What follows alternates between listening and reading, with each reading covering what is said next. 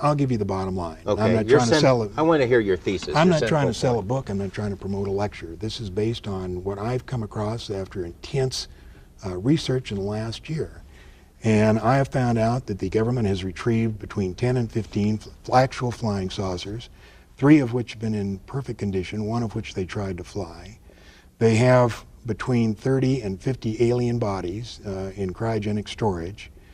We even have the name of the person whose job it is to show these bodies to the heads of state and the people who are authorized to see them.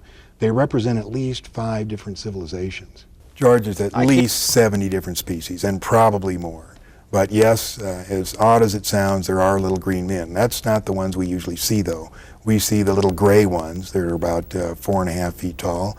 And we see the ones that are called the Nordics. They're about 7 feet tall, look like us, but they're invariably blonde hair and blue-eyed. They're one of the species that we have on ice.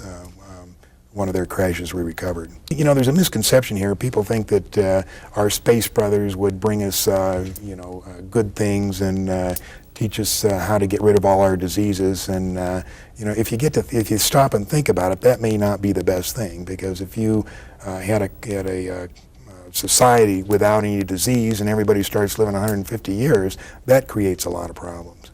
So they would not meddle in that way. You believe, in part, that the movies E.T., Close Encounters of the Third Kind, were not entirely just the creative products of some Hollywood director, that maybe there's more to that. Why don't you explain? They were carefully guided by representatives from MJ-12, who is this organization that is in charge of the cover-up, in order to get us ready for the release of the information that there are indeed aliens. And in both those movies, they used small little creatures and in order to get us ready for this release of information. Can you tell me, which way should I go? That depends on where you want to go. It doesn't matter. I don't even know where I am.